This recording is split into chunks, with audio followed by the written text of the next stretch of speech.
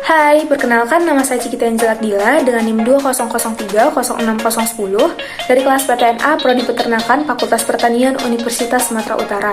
Jadi di sini saya ingin melaksanakan tugas dari mata kuliah Produksi Ternak Unggas yang diampu oleh dosen Ibu Tati Pidanasari SPTMP, yaitu mengenai proses pembentukan telur dan biosintesis telur. Yang pertama, proses terbentuknya telur ayam itu dimulai dari terbentuknya opum di dalam ovarium, yang mana opum yang telah matang nanti akan dilepas oleh ovarium menuju ke oviduct dan ditangkap oleh infundibulum. Di dalam infundibulum ini, di sini yolk akan berada di sini selama 15-30 menit.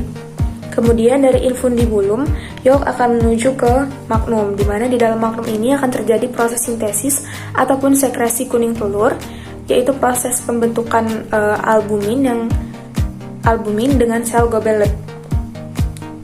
Di magnum ini, yolk berada di sini selama 3 jam untuk dibungkus oleh si putih telur. Dan di magnum ini juga merupakan simpang tempat bertemunya antara spermatozoa dan opum yang ada di ovarium. Apabila spermatozoa tidak naik dari vagina ke magnum, maka telur tersebut dikatakan tidak fertil. Dan dari magnum ini akan masuk menuju ke isthmus.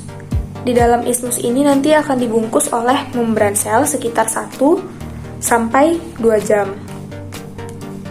Setelah membran sel terbentuk di sini, kemudian akan masuk menuju uterus ke sini, dan di uterus ini akan terjadi proses pembentukan kerabang telur yang membutuhkan waktu sekitar 18-21 jam. Dan bagian akhir pembentukan telur yaitu proses peletakan lapisan kutikula yang berfungsi sebagai pelicin jalan keluarnya telur dari vagina. Dan telur yang sudah terbungkus kerabang itu nanti akan masuk ke vagina dan dikeluarkan oleh kloaka di sini.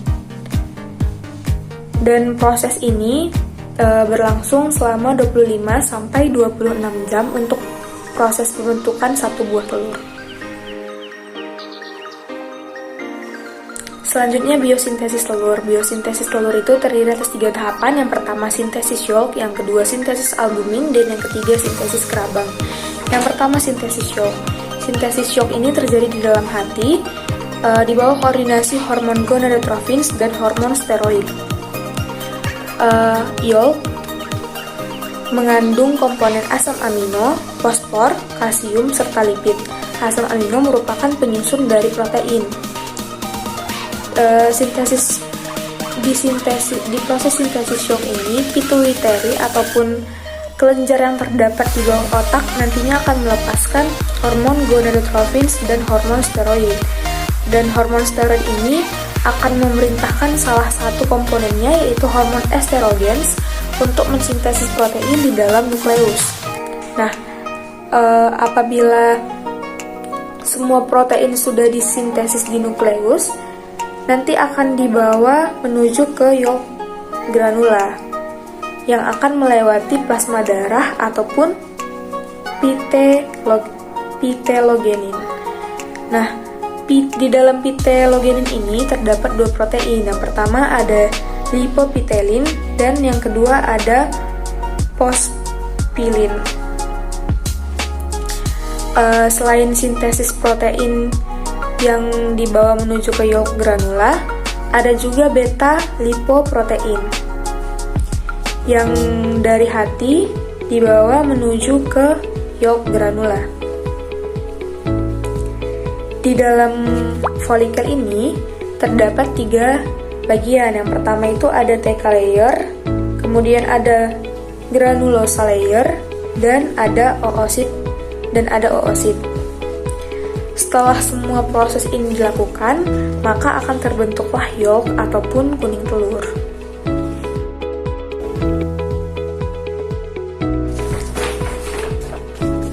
Selanjutnya sintesis albumin. Sintesis albumin ini terjadi di dalam magnum selama kurang lebih 3 jam yang dibantu oleh hormon steroid dan hormon estrogen. Hormon estrogen ini berperan penting di dalam pembentukan protein. Proses sintesis albumin pertama sekali di molekul estrogen yang larut di dalam lemak ataupun lipid. Kemudian akan masuk ke dalam membran sel ini dan diikat oleh reseptor estrogen ataupun esteropilin 1. Kemudian reseptor estrogen ini akan membentuk kompleks reseptor estrogen aktif di sini.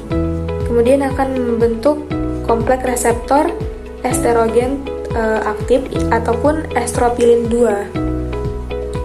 Dari sini 5S ataupun 5S. Dari sini 5S ini akan masuk ke dalam nukleus.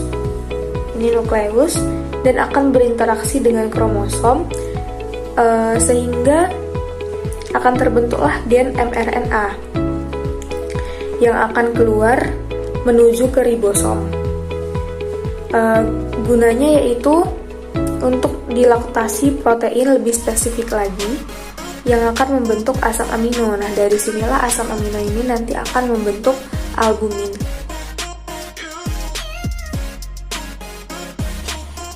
Dan yang terakhir itu sintesis kerabang.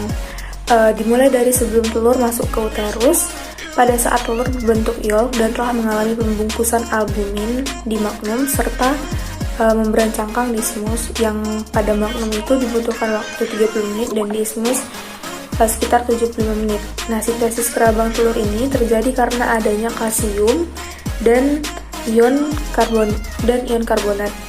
Sumber utama dari kalsium itu sendiri yaitu CO2 dan H2O yang akan membentuk H2CO3 atau ion karbonat.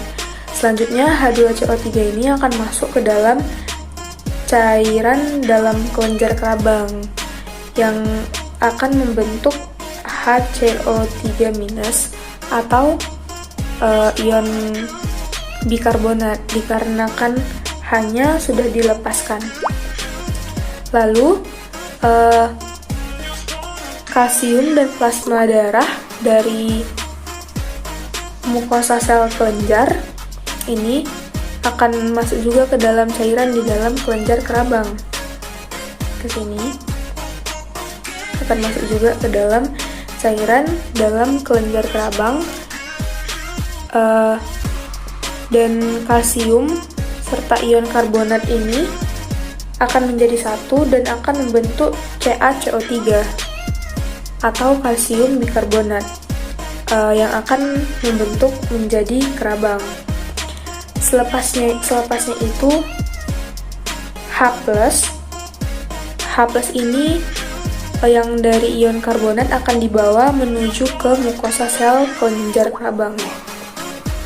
Akan dibawa ke mukosa sel kelenjar kerabang. Dan di sini juga ada hidrogen, maka kedua hidrogen ini akan menjadi satu dan dibawa menuju ke plasma darah. Akan menjadi satu dan dibawa menuju ke plasma darah sehingga akan membentuk 2H+ atau buffer by HCO3-, yang setelah itu akan terjadi proses pembentukan kerabang. Baiklah, sekian penjelasan yang dapat saya paparkan mengenai pembentukan telur dan biosintesis telur. Apabila terdapat kesalahan, saya mohon maaf. Sekian dan terima kasih. Bye-bye.